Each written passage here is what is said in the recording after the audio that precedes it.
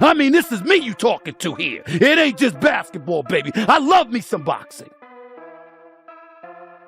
Which is why I sit here with sadness today to report to you that I'm incredibly disappointed in one of my all-time favorite fighters, my brother, Floyd Money Mayweather. Well, my first take about it is that Floyd knows better than that. He knows that I say what I mean and I mean what I say. And if anybody's backtracking, some would say that he's backtracked.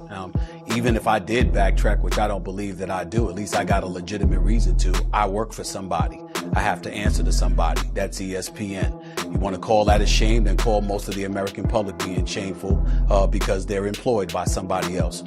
Floyd is worth close to $500 million, if not more. But he's backtracked from time to time, so I'd ask him to look in the mirror in that regard, and I'll leave it at that in terms of that particular point of view. Stephen A. Smith has never been the type to ignore a spectacle without questioning what lies behind it. And when it comes to Floyd Mayweather's reported $42 million real estate claim, Smith has become one of the most outspoken and direct critics challenging the story. Ladies and gentlemen, chaos broke out. And I'm not talking about legit, bona fide boxing, pure boxing chaos. I'm talking about the kind of stuff. You know how I feel about Floyd. You know how great I think he is as a boxer, as a fighter. I think he's the best on the planet, and I stand by that.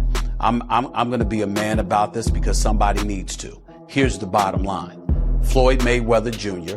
continues to tell the public that he just wants to give the fans what we want to see. The controversy started after Mayweather posted on social media claiming that he owned 62 residential properties in Upper Manhattan. True to his usual style, Floyd showcased a purchase with confidence, recording himself touring the buildings, highlighting storefronts, and proudly presenting what he described as another major business achievement. The scale of the claim immediately caught attention. 62 buildings supposedly purchased through one major transaction was a remarkable figure. Mayweather stated that the deal had been completed through his company, Vita Management, for a reported total of $42 million. Afterward, however, questions, skepticism, and intense scrutiny began to grow, with Stephen A. Smith leading much of the criticism. Yeah. And on a point like this, because all of them, we're in New York City right now, we're in Manhattan. That's what we do. Come on. You know what I'm doing?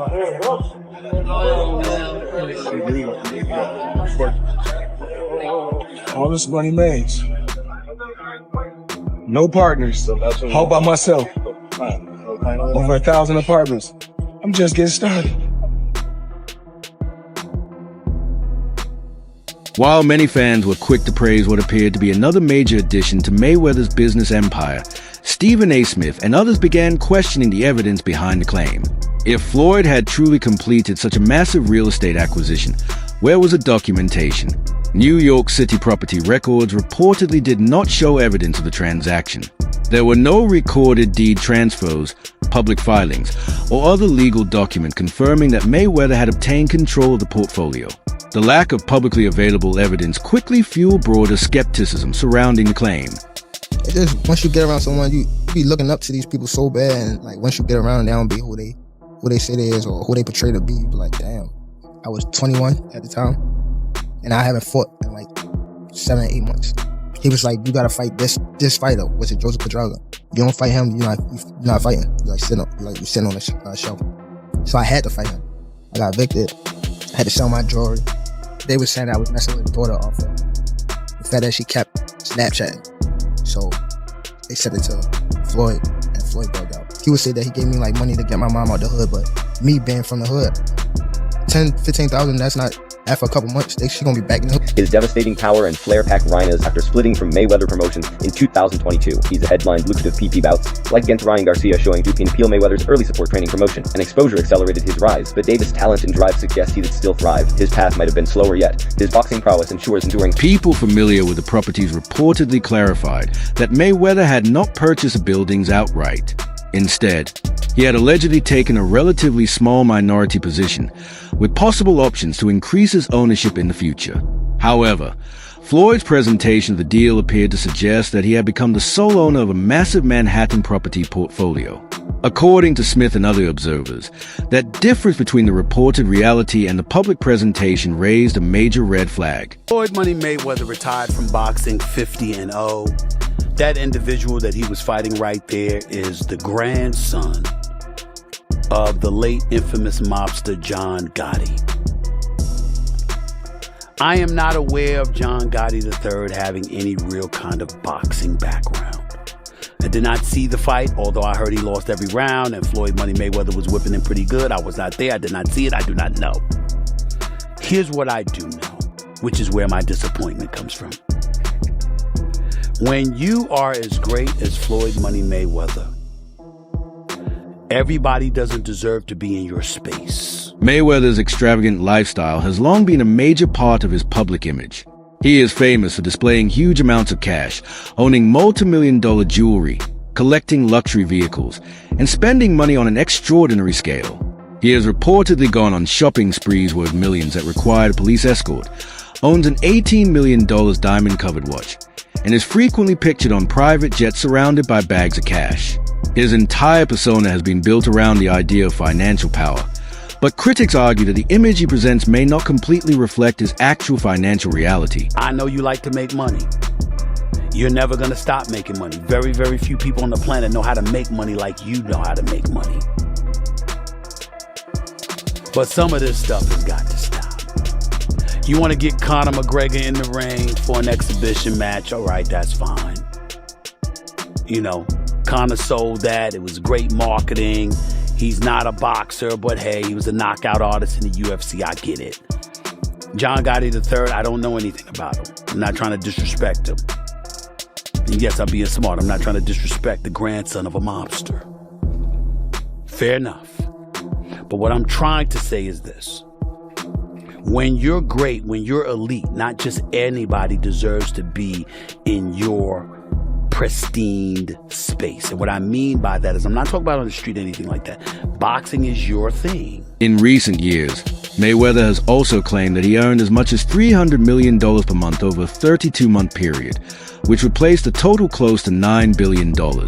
Although his career earnings from boxing are widely reported to have surpassed the billion-dollar level, the calculations behind those monthly claims have faced significant scrutiny.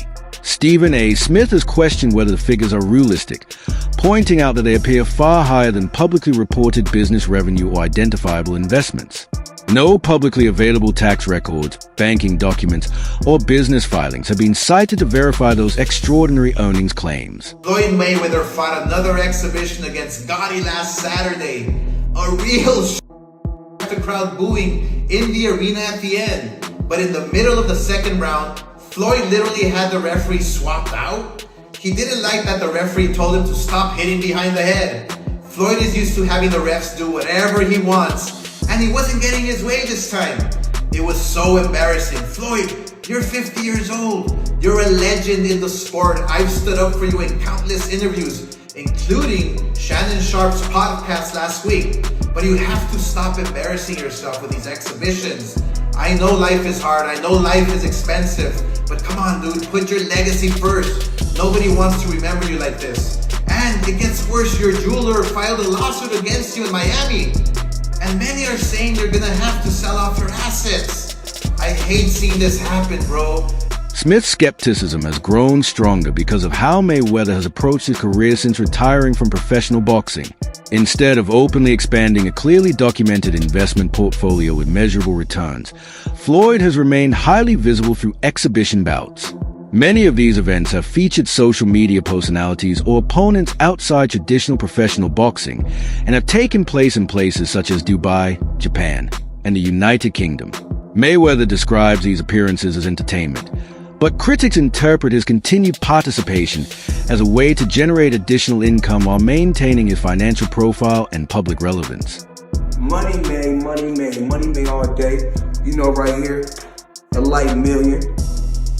Over there, counting up another million over there. Walk with me, ladies and gentlemen. Let me take you into my life. So Andrew Jackson, of course, is on the 20. Benjamin Franklin right here. You know, money made all day. We in the bank, doing what we do best, counting money. Well-known boxing promoter Eddie Hearn has voiced similar doubts about Mayweather's reported wealth. Hearn has said publicly that he does not consider Floyd to be a billionaire and recalled an occasion when Mayweather allegedly showed him screenshot of a bank account as evidence of his financial position. However, those figures have never been independently verified or publicly confirmed by a third party. As a result, skeptics continue questioning whether Mayweather's actual assets truly match the enormous level of wealth portrayed in public. How about Mayweather? Yeah, I don't know. I mean, I think that Mayweather was unquestionably one of the best ever. But I don't know. I mean, it's difficult to say he's not a true fighter because he fought everybody he could of his era. But he was a different kind of skill set, you know. He was very much hit and don't get hit, which is the art of boxing. I think sometimes when these guys carry on and they do the exhibitions and all that kind of stuff, it just sort of diminishes the legacy a little bit. Yeah, a little bit. And that's what I feel like's happened with Mayweather. Why do you think he does those things, though? Do you think for money?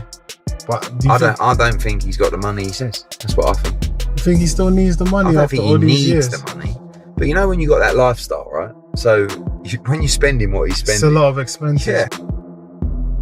The real estate controversy only added to the growing doubts. Journalists trying to confirm Mayweather's claims reportedly encountered several inconsistencies. One reporter who contacted Vita Management was connected by phone with a man who identified himself as James McNair, described as one of Mayweather's close advisors. However, a comparison with earlier public recordings reportedly raised questions because the voice did not appear to match McNair's. The conversation also failed to provide clear details about the transaction, and no legal documentation proving complete ownership has reportedly emerged since. You might see footages of Dwayne Wade training his son. You don't see Dwayne Wade playing against just anybody. He's not doing it.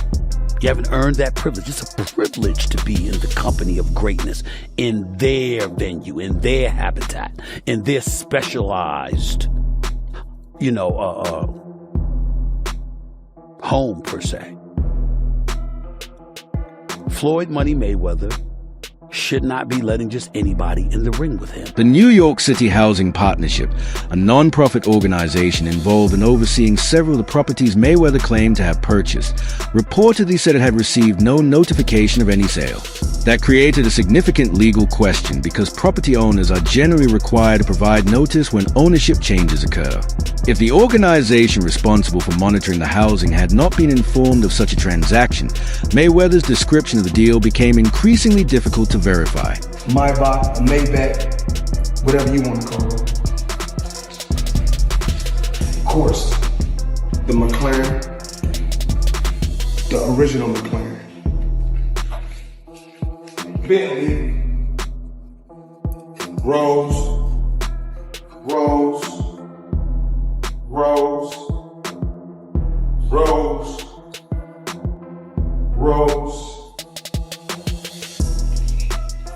the Maybach truck or Maybach truck, whatever you want to call it. The companies associated with the properties, Black Spruce Management and the Orbeck Group, reportedly stopped short of clearly confirming Mayweather's ownership.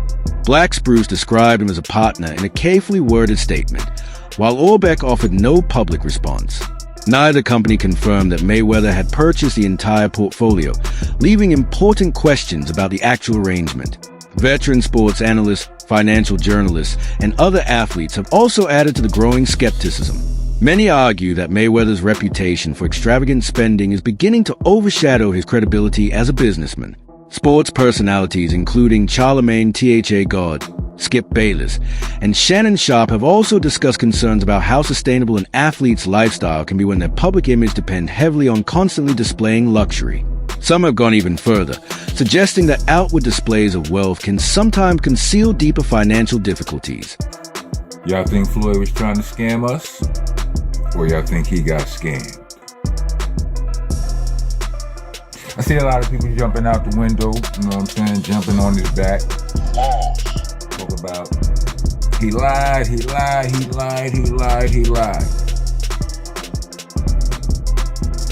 Maybe he did, but you think it's possible that he got scammed? he got lied to. You know, somebody sold him sold him some beach land and slow down gentrification and not, you know what I mean, contribute to it. But, you know, I left it alone, whatever. We ain't hear nothing about it for a while. Now I get up and I'm hearing all